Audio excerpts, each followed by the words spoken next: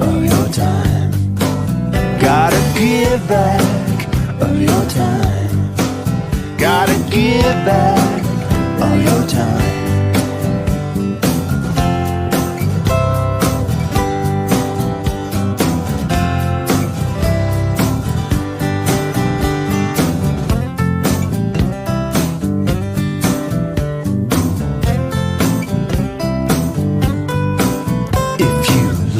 All that you have bought, in this chain of fools will you be caught? And is there nothing else that's on your mind than the money you make all the time? You don't get it. No, no, no, no, you don't get it. You wanna lead us to oblivion, even though you know you're just a pawn in this game of war that fools be gone. We just blow through them and then move on. No, no, no, you don't get it. I said, oh no, you don't get it. Gonna watch you toe the party line. Gonna watch you toe the party line. No, you don't get it. 'Cause you don't get it. Oh no, no, no, you don't get it. Gotta give back of your time. Gotta give back of your time. Gotta give back of your time. Gotta give back of your time. Gotta give back of your time. Gotta give back of your time. Gotta give back of your time. Gotta give back of your time. Gotta give back of your time. You don't get it.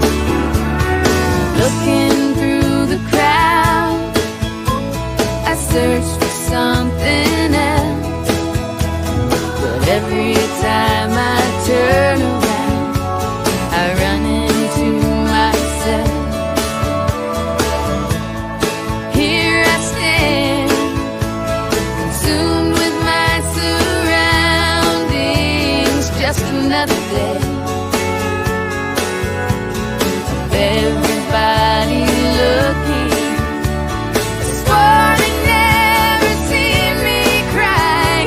You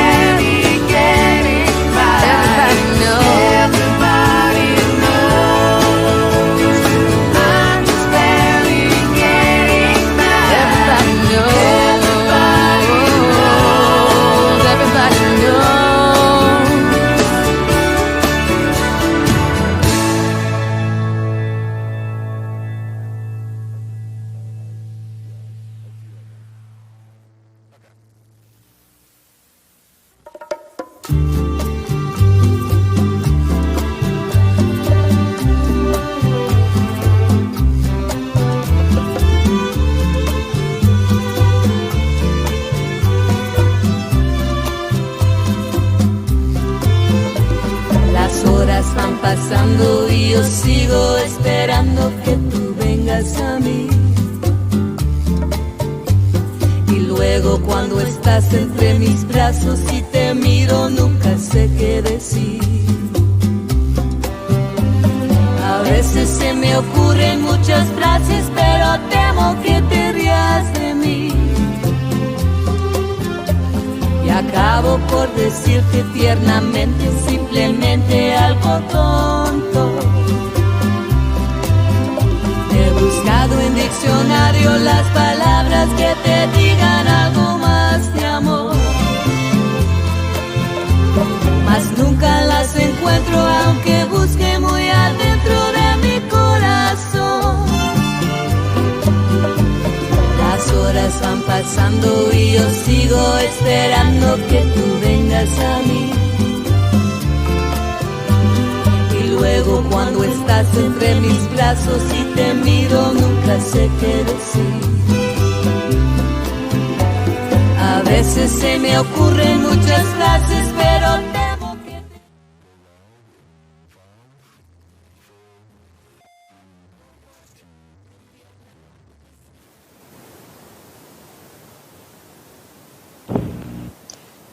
Good evening and welcome to the City of Austin's District 2 Campaign Voters, Austin area. Our local league was founded in 1919 and is a nonpartisan political organization of men and women members. We wish to be clear that the league never supports nor opposes candidates or parties, but exists to empower voters with information they can use to make their own decisions. Informed and active civic participation. Today, we have partnered with the City of Austin Ethics Review Commission to help you get to know the candidates in your district.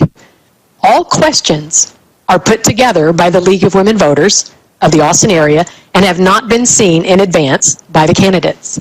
These questions come from many of our community partners and through this mailbox, forum@lwvaustin.org. There is still time to send questions for the other forums. That is forum@lwvaustin.org. This year, we have partnered with students in the UT Steve Hicks School of Social Work. These students would normally be out in our community getting their service hours, but due to the pandemic, they are learning, along with all of us, how to manage our lives in a very different way. A special thank you to our current group of students and a welcome to the new group coming on board for the other forums. And I take this time also to thank our volunteers in the League of Women Voters of the Austin area. Candidates statement and a 2-minute closing statement, and I'll be given a 1 minute to answer each question. Our timekeeper will hold up a yellow card at the 30-second mark and a red card when your time expires. Candidates are asked to refrain from any personal attacks on their opponents. In the event a candidate loses this forum, after re-entering the webinar, you will be allowed to answer the questions that you missed, time permitting. We will ask the questions in ballot order and then alternate who begins each time. We will begin with the 2-minute opening statements from Mr. Chincanchan. Thank you so much, Carol. Well, good evening, everyone, and thank you to the League of Women Voters in the City of Austin for providing this forum, allowing us to share our vision and our platform with members of the public. My name is David Chincanchan, and I am really proud to be running to serve District 2 on the Austin Council because District 2 is a community that I was raised in. I grew up in Dove Springs, and it's the community that I've always known and loved. And it's the community that, despite being so underserved and underrepresented, has remained resilient and means so much. Thanks to the support of community leaders, of public workers, and just our neighbors in my community, I realized my dream of attending the University of Texas and becoming the first person in my family to earn a college degree. And since that time, I've worked to give back to our community, to create more opportunities for the children and the families that continue to face many of the senior city of Austin, working to move forward progressive affordable housing, public transportation, and worker protection initiatives. And that is the work that I want to continue to do in an even more impactful way. I'm running to make sure that our families in Southeast Austin have our own voice when decisions about our health, our lives, and our quality of life are being made at City Hall. I'm running to help build an Austin for all, where every single family, regardless of where we come from, has an opportunity to pursue their dreams and achieve their potential. Thank you very much. Ms. Fuentes, 2 minutes for your opening statement. Thank you. Hi, I'm Vanessa Fuentes, and I'm running to serve our community on Austin City Council District 2. I'm a community health advocate, and I recently worked at the American Heart Association for the last 6 years on public health advocacy and policy at the local, state, and federal levels. I've worked in the private sector, in government, and for nonprofit. Just like you, Austin is my home. Part of the reason why I'm running for council is because while Austin continues to grow, the reality is that our working families in the city are struggling, whether it's the rising cost of housing, the rising cost of property taxes, or whether it's the fact that wages have remained stagnant. Most of our working class is being left behind. I was raised in a working class immigrant family. My dad's an electrician and my mom works at a grocery store. I believe that the working class of this city should be at the center of every decision that our leaders make in the years ahead. I got into this race because the people who built this wonderful city can no longer afford to stay. And those who are drawn to Austin because of our potential are quickly losing faith. Our favorite locally owned businesses are closing. Our community, which is primarily Latino, is bearing the brunt of coronavirus with over 3,000 positive cases of COVID alone in District 2.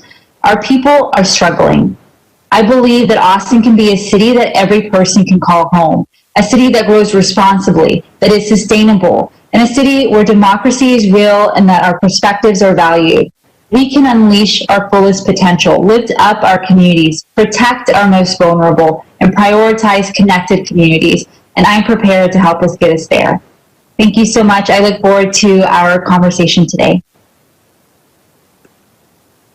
Mr. Strenger, you have 2 minutes for your opening statement.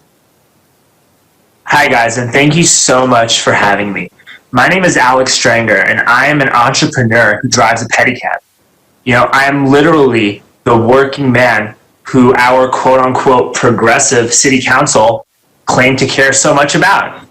You know, yet everything that they're doing, from enacting economically crippling shutdowns to raising our property taxes by over 25% while we are in our biggest economic recession, to defunding our police officers in a way that is both dangerous and divisive, and to be honest, will probably get overturned by the state next year, to pushing a multi-billion-dollar rail system that by the time it's finished is going to be outdated and obsolete, and in building a housing model that's based on urban density while we are in the midst of a global pandemic. And when you look at all these policies together, it's just an absolute disaster. You know, we need a more affordable, accessible, and accountable Austin. You know, we need an Austin where people who are the backbone of the city can afford to live here. And we need to double down on the homestead tax exemption by raising it to 20%. We need to keep our property taxes at a sustainable level so that working families can afford to stay here. You know, we need meaningful police reform for the safety of our community and for our police officers. And we need compassionate solutions for our homeless without enabling a culture of vagrancy. And the last and probably most important thing that we need is that we need to provide immediate aid and relief to the small businesses that were affected most by the pandemic, like the music venues, the bars, as well as our live musicians, our bartenders, our waiters, our door guys. You know, these people are getting crushed, and they need relief, and they need immediate relief. They need immediate relief right now. You know, my name is Alex Strenger, and we need a more affordable, accountable, and accessible Austin. And thank you. Thank you. All right, our first question, we have a couple of questions on the census.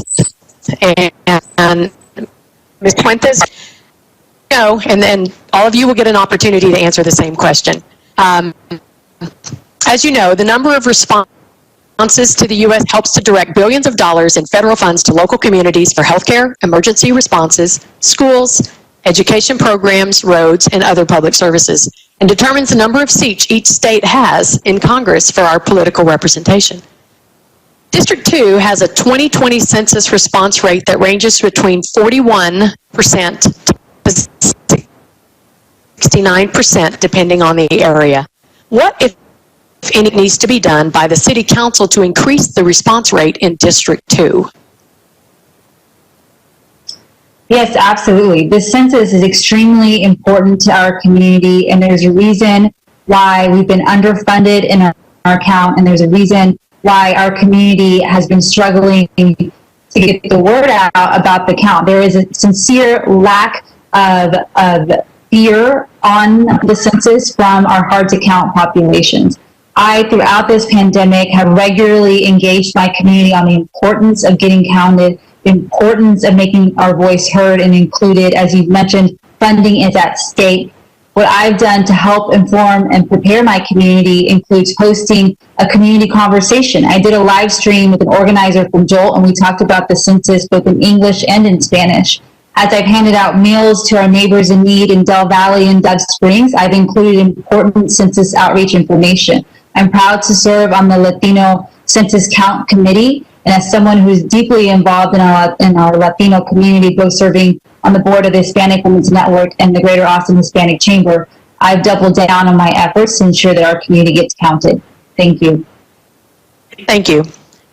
Mr. Chincanchan, same question. Thank you, and I appreciate you including this question because the census is extremely important, especially for our community. For the next 10 years, it will determine how funding is allocated for schools, roads, hospitals, and so many other services that our community needs and deserves. And it also impacts the political representation that we are going to have. And once it's set for 10 years, we are stuck with that. And so I've been really proud to spend about 5 months of this year working on direct census outreach in hard-to-count communities as part of Travis County and as part of the Hispanic Latino Complete Count Committee. And we have had leaders who have really stepped up, including Constable George Morales and his team in Precinct 4, to help us get the word out in Southeast Austin, where these response rates are really low, because we have a lot of families that don't have access to the information and to the devices and the information that they need to complete the census. And so I just want to keep encouraging everyone to do this, and I appreciate the support of the city and Travis County in making sure our communities count. Thank you.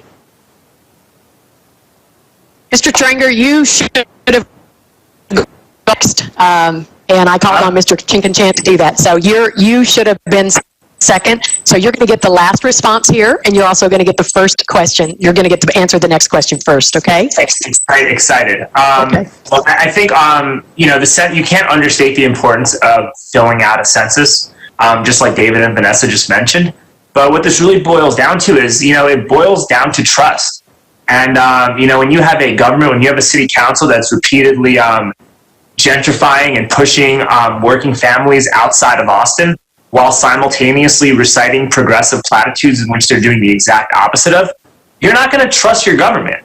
And if you're hard to count, you're less likely to actually want to fill out the census form if you don't trust the people that are governing you. So we need honesty, we need transparency, we need our elected officials to be straight with our constituents on every angle, even if it is something that they don't want to hear. So I think this really boils down to trust. It boils down to transparency. It boils down to being accessible as a public official, and it boils down to having uncomfortable conversations and talking to people who may not share your political viewpoints, because if people don't trust you, they're not going to fill these documents out, and they're so important to do. So we need better trust of our elected officials.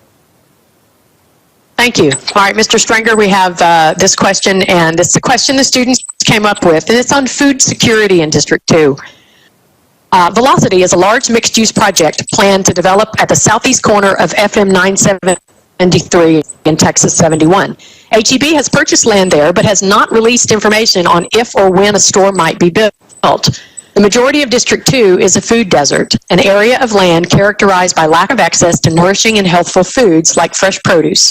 due to physical distance to a grocery store and often coinciding with lower socioeconomic status of the residents. Building an HEB will be a start, but without a timeline on that project, and with that location being still in far distance for many residents, an additional solution is needed. What other potential options would be considered and worked on by you as a city council member to address the food desert? Mr. Strenger? I mean, well, we should have probably made them give us a timeline before offering them a permit, right? And I also think that one of the other problems with our food situation is that when you go to the grocery store, there's very limited access to actual healthy food. You know, I live on 35 in Slaughter, and the HEB by Bluff Springs is right next to my house. And you walk through the aisles, and it's literally processed food and mystery meat all over the place. You know, it's like going into Wendy's. Whereas you go to HEB on Mueller and you can get some, fresh produce from JVG Gardens. So we need to offer financial incentives to these grocery stores to actually carry healthy, organic, non-processed foods on the shelves. And we also need to do a better job of collaborating with our sustainable farms like JVG, which is actually either in our district or very close to our district. It's within those confines to provide sustainable, healthy lunches to people in AISD and Dove Springs ISD. So there's so many resources. You know, we have the most open space out of any district, any single council district in our entire city. We should be utilizing our town halls to teach people about sustainable farming and teach people how to actually grow their own food. You know, there's Thank you very much for your response. Thank you. Sure. All right. Mr. Chincanchan, please.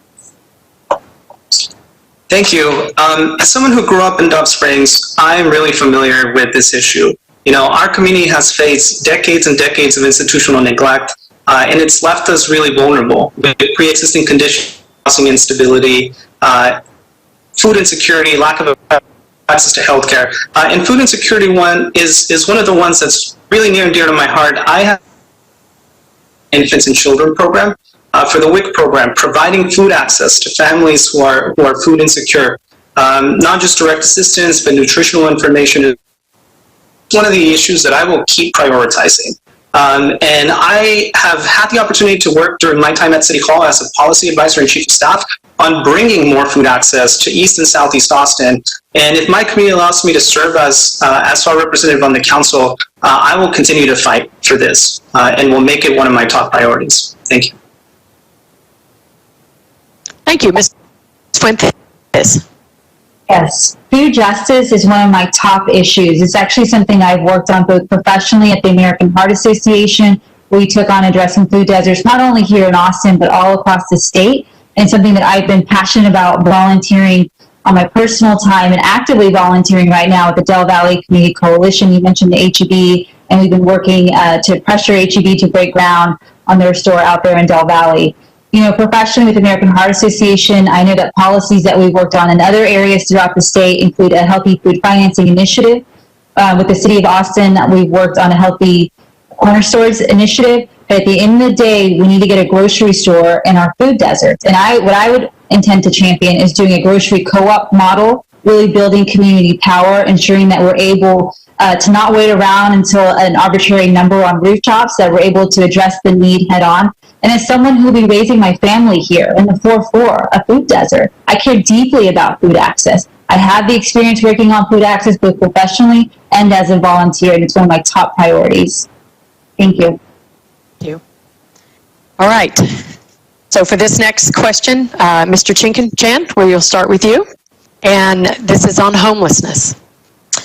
In light of the city's current policy to allow its homeless population to camp and live in public spaces, what solutions will you work on if elected to address the needs of our homeless population and also address the concerns of those citizens who oppose this camping under the bridges and along the highways in open spaces? Thank you for the question, Carol.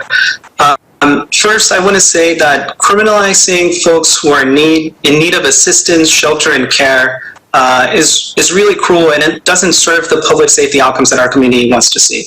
And so we need to focus on connecting people to shelter, to housing, and to care, especially folks who are struggling with substance abuse, especially folks who are might be experiencing mental health crises. And I think in our community, gives us a moment to really come together and get at the root causes of homelessness, to work to prevent homelessness to begin with, but to make sure that we are creating permanent supportive housing opportunities, that we are focusing on rapid rehousing programs, that we are creating wraparound services, so that when we are able to support folks and move them out of homelessness, we can make sure that they stay, that they remain housed, and that they have economic opportunities to be able to move forward. Thank you. Thank you. Ms. Fuentes? Yes, when it comes to addressing homelessness, one thing that we know is that what is currently being done is clearly not working. Not working for anyone, not working for our community, and especially not working for our neighbors who are unhoused. City Council made these changes and then went on break for a month. That is not the type of engagement that our community deserves. What I would like to see is large-scale investment in addressing the homelessness issue. We need to do more for our neighbors, our unhoused neighbors, and that includes getting to the root causes of homelessness. We need to invest in rapid rehousing and permanent housing and mental health services, and that wraparound support that includes drug addiction, treatment, and trauma, all of those that ensure that Austin is affordable, that Austin is sustainable, and especially that Austin is safe. You know, I believe that housing is a human right, and that we need to do more to help our neighbors who are unhoused. Thank you. Thank you. And on the next question, we will be starting, no, Alex, you get to answer, I'm sorry, the homelessness. Sorry, Alex. It's Mr. Strenger. Yeah. So, look, you know, we need compassionate solutions to address our homelessness concern without enabling and perpetuating a culture of vagrancy.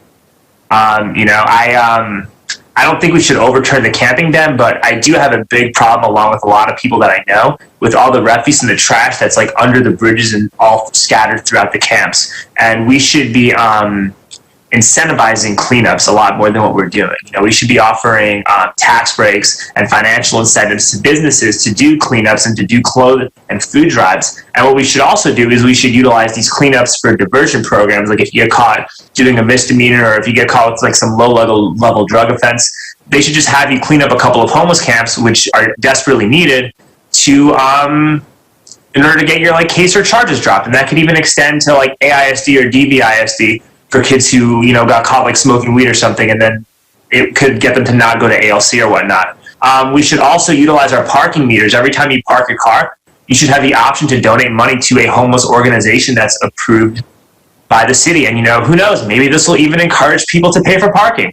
Thank you. Thank you. Okay, all right. Thank you.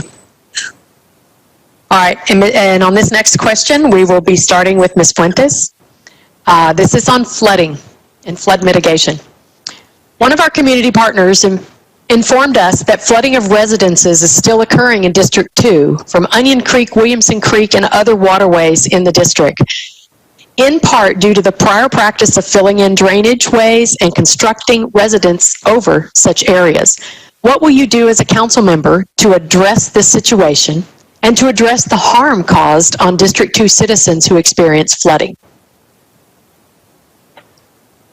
Yes, thank you. Flooding is a severe issue in our community. Oftentimes when I'm having conversations with our neighbors, the sentiment is always, how are we preparing for that next big flood? It's not a matter of if, it's a matter of when. And so what I propose is right now in the land development code process, there are some proposals that will help us fully mitigate impacts of development on our flooding infrastructure. I believe that developers should bear the full costs of making drainage improvements that actually improve creek flooding and localized flooding. Right now, fee in lieu payments that are collected rarely add up to the amount necessary to construct large water quality treatment or detention facilities. These are just a few of the proposals that we could adopt today to help prepare our community. But certainly we need to do more. We also need to think about, with the pandemic, how we can help our neighbors with paying their flood insurance premiums. That's another area that is being overlooked, and one easy way that we can give financial assistance to Southeast Austinites. Thank you. Thank you. Mr. Strenger? We need to build in a more environmentally sustainable fashion. With Code Next in 2018, developers were allowed to build on up to 90% impervious cover. That should not be allowed, and we should never allow any developers to bypass any of these impervious cover requirements, because stuff like that literally leads to flooding.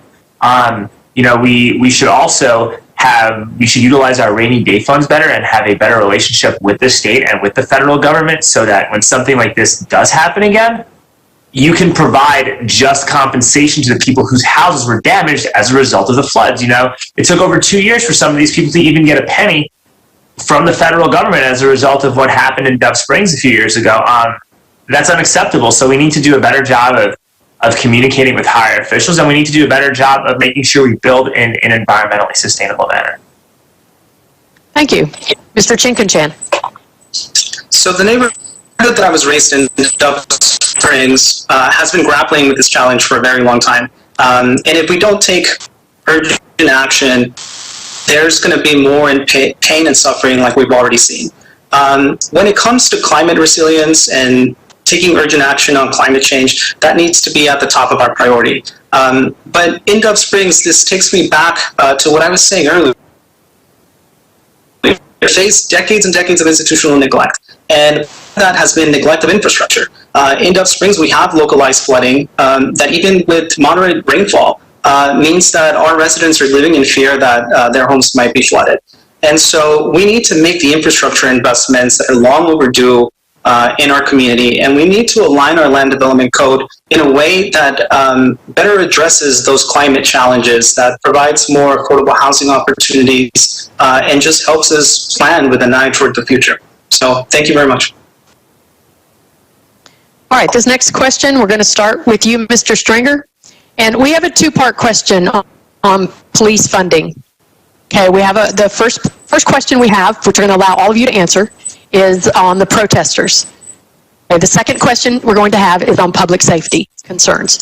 So the first question, and Mr. Strenger, we will start with you, is regarding the concerns expressed by the recent protest against the Austin Police Department. The current council has voted to eliminate police officer positions, cancel cadet classes, reallocate dollars from the police budget to other city programs, and transferred certain police functions to other agencies. Do you agree or disagree with the council's action to date?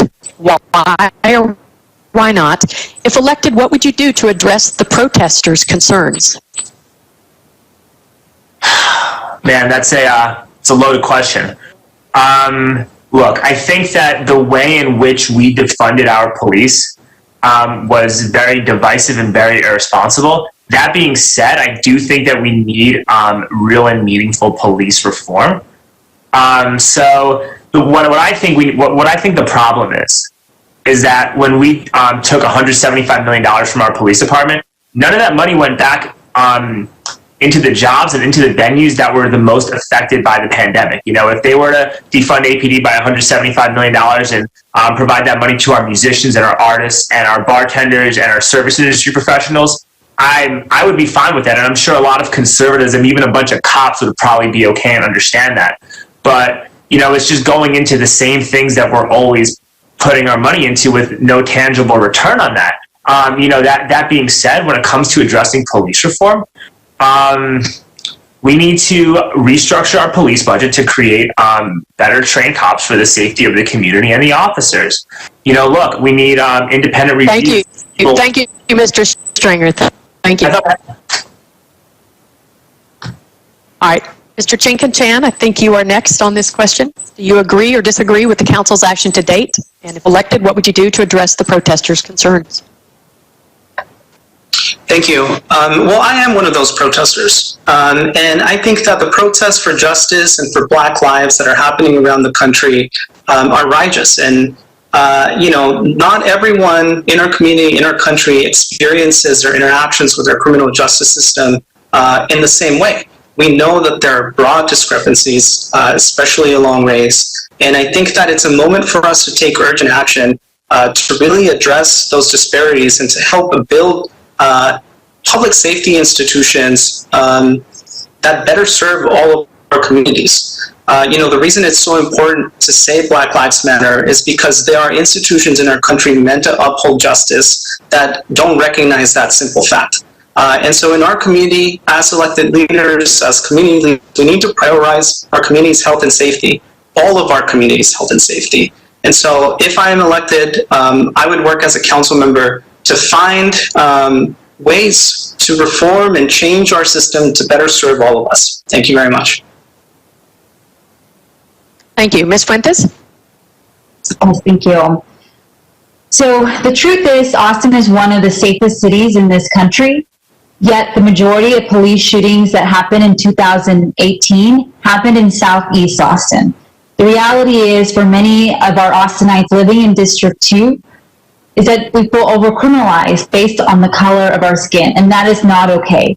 The role of government is to ensure the safety of our neighborhoods, and that safety also needs to be dependent on how people experience and interact and show up in Austin. And so we have to do more when it comes to protecting Black and brown lives and holding our law enforcement accountable, but to ensure that we have a transparent Austin Police Department. I support the movement to reimagine how we deliver public safety. I've been in conversations with law enforcement officers who live and work in District 2, and so I would like to see both our police officers, our advocacy groups like Austin Justice Coalition, and our community leaders come together and talk about how does public safety look like. We need to start in the areas where we agree. Thank you so much. Thank you. So for the second part of the question, now we're going to address a little bit of the concerns that have come in our inbox. And we will begin with Mr. Chincanchan on this one. Given the City Council vote on the Austin Police Department, many citizens emailed us and were concerned about the public safety consequences of, quote unquote, defunding the police department, such as disbanding the park patrol, cutting the DUI unit in half, reducing the violent crimes and gangs unit, and leaving vacant positions unfilled, along with no new cadet classes. Please explain how you would address these public safety concerns as a council member. Thank you again for the question. In my conversations with law enforcement officials, even they agree that using our police officers and placing the responsibility solely on their shoulders of responding to a variety of incidents, including incidents involving people experiencing homelessness or struggling with substance abuse or experiencing mental health crises, that doesn't yield the safety outcomes that our community wants to see. And I think there's a lot of misconceptions about the actions that the council actually took that need to be clarified. They have set a path forward to reimagine the way that we do justice, that we uphold public safety, and that's going to be a long conversation. It's not just about reallocating funds; it's about making sure that our policies, our laws, and our investments reflect the values that our community holds. And so I'm looking forward to working to continue that reimagining process and create systems that better serve all of our communities. Ms. Fuentes. Yeah, absolutely. I think that when we talk about reallocating funds, it's not just reallocating funds just to reallocate funds. It's having the understanding what are the budgetary items that make sense, and what does it mean to have a city government who does public safety be in a way that meets the needs of our community. And so when we look at how are we delivering public safety, for me, it means how are we getting to the root causes of crime, and how are we addressing poverty? We must do more to prevent crime. And as I shared earlier, I think it's so important that as we have this conversation, we also need to look at this from a restorative justice lens and understand that our community needs to heal from the injustices that we've experienced. And so I really got to emphasize the importance of having law enforcement, having community leaders, and having everyone that's involved in public safety at the table, starting from a place where there's agreement on where it makes sense to shift budget allocations and responsibilities. Thank you. Thank you. Mr. Strenger. Okay, I'm really glad that I have a chance to finish answering this. Look, I don't like how we defunded our police department, but that doesn't mean that things need to stay as they are. We need meaningful changes. We need an independent review board to address police misconduct that's made of completely independent third party of individuals with objective and moderate political opinions. We need better training. Proficiency in a grappling-based martial art needs to be a requirement to continue being a police officer in order to de-escalate hostile situations and control suspects without using deadly or excessive force. And our police officers also need to be EMT certified. I was downtown the night Garrett Foster died, and it took, not only did it take about 20 minutes for an ambulance to get there, but the cops were there for that entire period of time and had no idea how to administer proper care to Garrett, and then he died. We would save a countless number of lives. Cops are usually the first people on the scene of a horrific accident. If we required our cops to be EMT certified, an uncountable number of lives would be saved as a result of that. So I think these are some meaningful, actionable solutions that everybody can get behind, and that's what we should be doing. Thank you. Thank you. All right, our next question, we're going to start with Ms. Fuentes. And the students were digging into transportation in Austin. And Project Connect aims to comprehensively revamp Austin's public transportation and light rails. The equity of the project service to Austinites is being discussed by the current council. Some sections of Austin, including District 2, either receive fewer improvements allocated by the plan, or with the improvements, those living near transit developments will experience greater interference in their residential life through noise, decreased safety, and accessibility to their neighborhoods. If elected, how will you ensure Project Connect is equitable and benefits the underserved all over the city? Yeah, absolutely. That's the thing with the deal with Project Connect is that it doesn't do enough for Southeast Austinites. We need to ensure that we approach any big public infrastructure project from an eye of equity, and we need to ensure that our residents, especially in underserved and low access areas like Del Valley, get equity when it comes to transport options. And so what I would like to see is, at the very minimum, us having a bus yard in South Austin. We don't have that, and that would be one way we can ensure reliability, consistency of the bus routes that currently service Southeast. And so, I think that as we move forward, we're going to have that conversation. But first, it's up to the will of the voters whether or not Project Connect will get passed.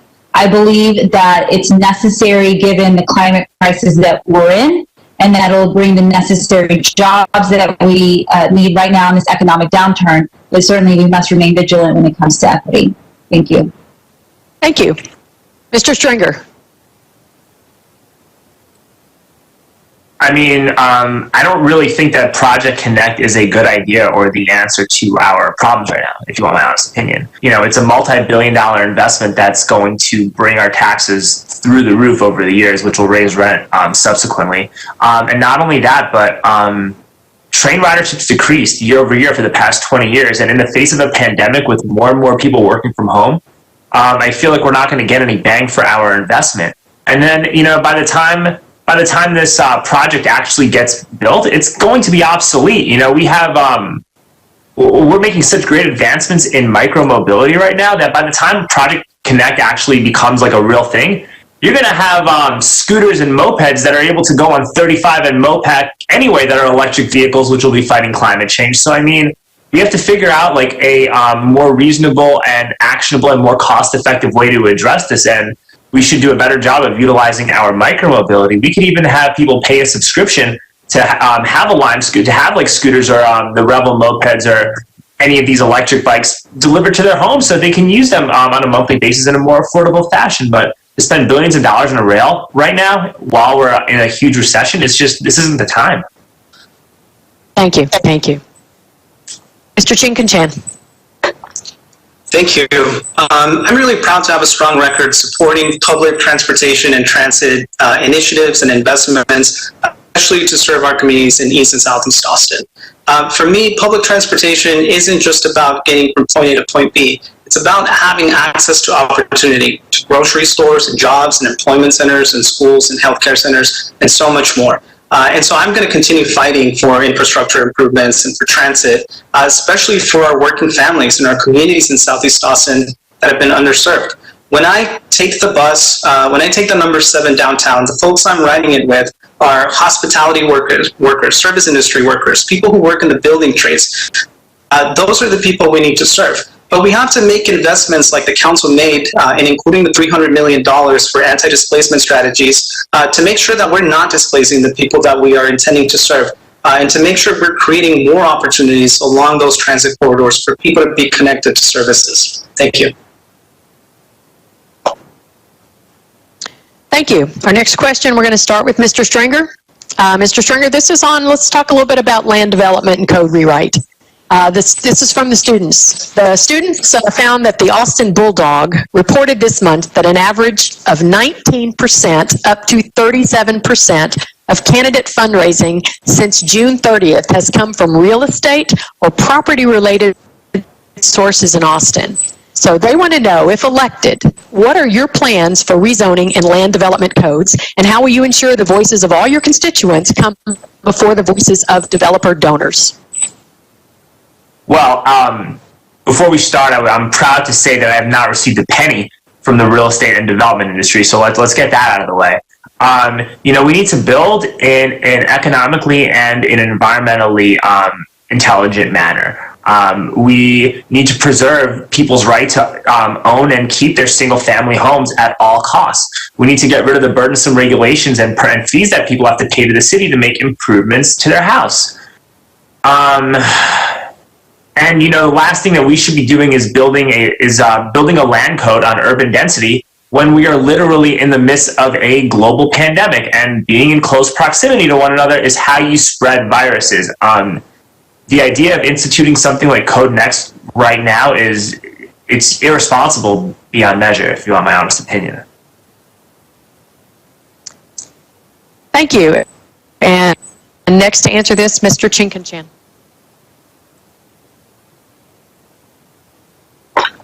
Well, thank you. Like I've said before, we need a new land development code because the one we have now is rooted in a segregationist plan from 1928. And it hasn't changed very much since the 1980s.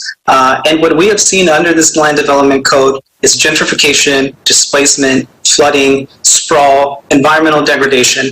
And so we need to move forward and do things better. We need to make sure that we are preserving, and creating more affordable housing opportunities for working families who are continuing to be displaced. And so I have a strong record of working on this in the past at City Hall.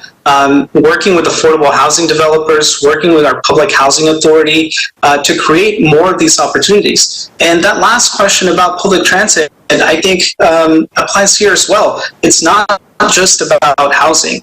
It's about opportunity. It's making sure that people have access to the services that they need, and we are investing in infrastructure in our underserved neighborhoods. So thank you.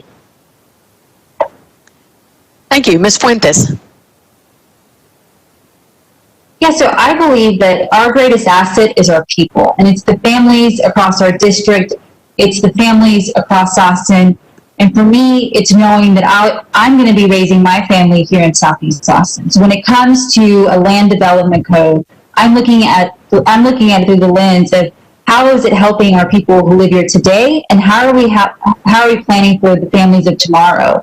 And the fact of the matter is that people have a general sense of fear of displacement. They see what happened on the east side. They see what's happening in Metropolis. And there's a growing sense that it's going to happen here in Dove Springs and in Southeast Austin and Del Valley.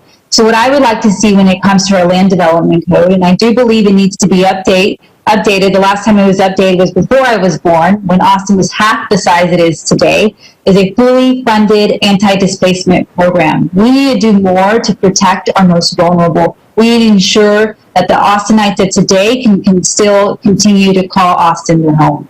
Thank you. Okay, we're probably going to have time for a couple of more questions. And this question, we're going to start with Mr. Chincanchan. Okay, this question is on the 10-1 districts. And It has now been 6 years since the City of Austin went to 10-1 Geographic Council District representation. Do you think the 10-1 plan has had a positive effect on your district? Why or why not? Absolutely. I was really proud to be part of the effort that got us geographic representation. And the reason I participated in that, even back when I was a student, was because I have seen that institutional neglect that my community has faced. I've seen the lack of services and infrastructure, and it's something that my own family had to grapple with. And so I think it was imperative for us to move to single-member districts. And I've been really proud for Marsa in her races for city council. I had an opportunity to vote for her twice. And she has really fought to make sure that we can correct some of that institutional neglect. But, you know, we are making up for decades and decades of it. And so there's still a lot more work to do. There's a lot more services and infrastructure that we need. We need to work on food access, on providing childcare and better education and more economic opportunities. And I think having a voice from our own community can make a huge difference in making that progress. Thank you. Ms. Fuentes? Yeah, you know, I agree. I'm proud to have supported the 10-1 effort. I think it's made a significant difference in our community. My community has seen the benefits of having the addition of in Del Valley and increased investments in health and human services. I mean, there's still so much more that we need to do to take on the decades of institutional neglect. And that's why I believe we need more voices from our community, less that represent City Hall interests. It's important that we have someone that has their ear and eyes to the ground. Community engagement is what I spent my last 6 years doing. Every week I go to a different taco truck in District 2 talking about community issues. I have virtual live streams almost every week on different topics of interest. Community engagement is at the base of everything that we should be doing and what we expect of our council members, and I think 10-1 is a great representation of that. Thank you. Thank you. Mr. Strenger? I mean, I think it's good. There's something definitely to be said about having somebody who is your council member. You know, when the bars and restaurants first got shut down during South by, I emailed Delia and she about the fact that we're still having to pay permitting fees because even though we can't use the cab since nothing's open. And she got back to me like the next day. You know, and unfortunately, we're still having to pay these permitting fees, which makes no sense since things are closed and nobody's using these cabs, and it's not fair to people like myself who have green jobs that are like literally helping the environment in a safe mode of transportation. But there is something to be said about the fact that you have somebody who is your council member that you can talk to, that understands what's going on where you live. So I think that it's a good idea, and I think that we just need to keep doing a better job of actually communicating and being in touch with what people in our district wants, and not what interest groups want instead. So that's my take on it. Thank you. This is going to be our last question before we do our closing, and we will start with Ms. Fuentes. Ms. Fuentes, this is on COVID-19. Do you feel the city has done an adequate job in their response to COVID-19? Please explain your response and explain how you as a city council would address the future response of the city. Yeah, you know, our community is one of the hardest hit areas of all of Austin. We have over 3,000 positive cases of COVID. What I would have liked to see the city do a lot earlier was ensure that our community had the resources needed. You know, I stepped up as a volunteer and helped plan 3 different PPE distributions in Dove Springs and in Del Valley. And that's something that my community can expect from me, that I will roll up my sleeves and make sure that my community stands protected from the pandemic and that we have a proactive community engagement going forward. If you visit my website, I have a plan on how to advance our community health, and I also have a plan on proactive community engagement. And when it comes to the pandemic, I believe that my experience in public health advocacy and my demonstrated record of serving our community will serve my community well on council. Thank you. Thank you. Mr. Strenger? Did the city do an adequate job on COVID-19? No, they've done a horrible job. I mean, they're literally decimating small businesses left and right. There was a whole Chronicle article or some lady posted something on Instagram about all of the businesses that had to close as a result of it. And it was a literal laundry list. You know, you're shutting down these small businesses through no fault of their own, and you're offering little to no just compensation to help these people. You know, this should be priority number one. If you're going to tell somebody that they can't work, if they can't earn a living, that they can't operate their business without it, and then you're going to do the same thing disregarding their employees, like that is a human rights violation. What the city's doing. I mean, this is one of those things that it really hurts me the most because I am literally the person who's most affected as a result of this. You know.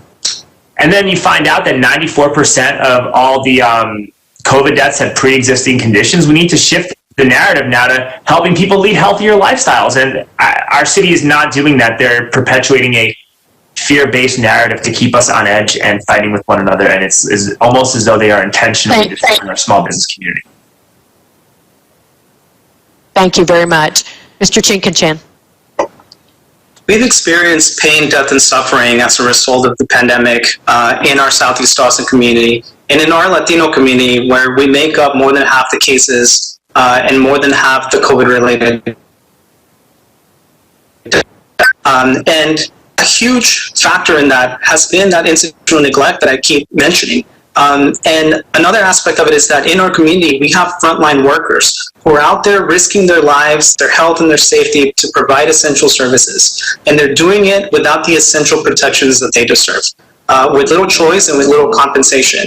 And so, you know, we need to make sure that folks have access to testing, that they have access to PPE, but we also need to support our small business operators, and we need to support our workers and make sure that they're able to have access to paid sick leave, make sure that they're able to take care of themselves and take care of their families. We need to build community opportunity in Southeast Austin because we are going to face future pandemics, future disasters, the effects of climate change, and we need to be better prepared. All right. Thank you guys very much for using your time very wisely on answering these questions. You're now going to have 2 minutes for your closing statements, and we will hold up the 1 minute warning, and then we'll hold the 30-second, and then we'll ask you to stop. Again, we're going to start with Mr. Strenger. You get the first closing statement. Sure. Thank you guys so much for having me.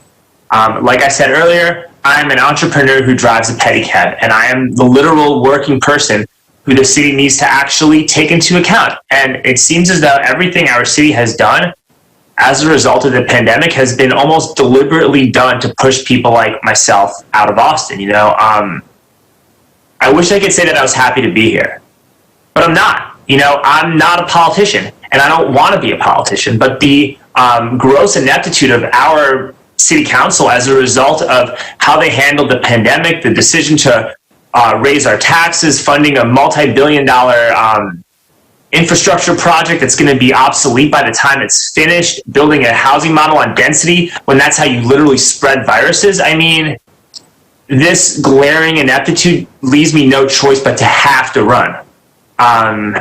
So yeah, I'm running for city council in District 2. This is not something I want to do. It is something I have to do. Thank you. Thank you. Next, we'll go to Mr. Chincanchan, please.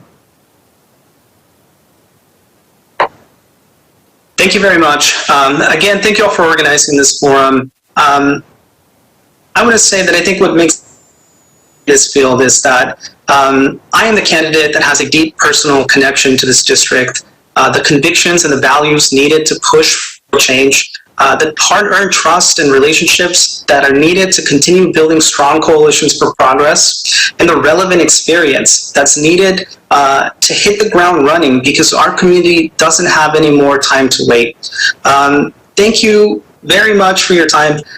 You know, our community deserves a representative who understands our community who is going to fight for all of us, who is going to center the voices of working families and the folks who have been underserved for so long. Thank you again. Appreciate it. Thank you very much. Ms. Fuentes.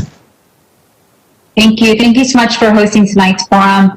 I believe that every Austinite has a right to move safely around our city, that a roof over your head should be a given, and that healthy food access is a priority. I believe that healthcare is a right, not a privilege, and most importantly, that Austinites should have the opportunity to create the life they want to have. However, for many in our community, that's not the reality. I am running to bring our community's voice to City Hall. And here's what I know. Our community is resilient. We survived the historic and deadly floods of 2013 and 2015 and are now going through the pandemic. We need a leader who will ask the tough questions, who will defend our community from displacement, and who will stand up for our community on the issues that matter most. I'm an experienced community health advocate, and as we look to our local leaders to get us through this pandemic, I believe that my experience in public health advocacy, my unparalleled work ethic, and my record of community leadership best positions me to serve our community and to take on the status quo. As we look to create systemic change, we have an opportunity to write our future. We are at a place right now where we get to decide what we want our politics and our policies to look like. It's really important that we have more voices, as many voices as possible participating, more fresh voices for our community and less for City Hall interests. I truly believe that Austin can be a city that every person can call home, a city that grows responsibly, that is sustainable, and a city where democracy is real and perspectives are valued. This campaign is for all of us. No matter our differences, we are all connected and we all belong. I love our city, I love our community, and I will work hard for our community. It's time for us to show up for Austin, and we need to show up for us. Join me in this movement to bring change to City Hall by visiting vanessafораustin.com. Thank you. Thank you all very, very much. Since we cannot give you a round of applause from the audience, I just want to say thank you, and thank you for your sincerity this evening and your willingness to serve our city. Here are some dates to remember. October 5th is the last day to register to vote before the general election. October 13th, early voting begins in Texas, and it ends on October 30th. Election Day is November 3rd. Our nonpartisan voters guide will be available online at lwvaustin.org. Also, vote411.org, just spelled out vote411.org, will allow you to print out your personalized ballot when we get closer to the election time. Please remember that no digital devices are allowed in the polling locations. The League urges all registered voters to exercise their right and privilege to vote in this election. Thank you all, and good night.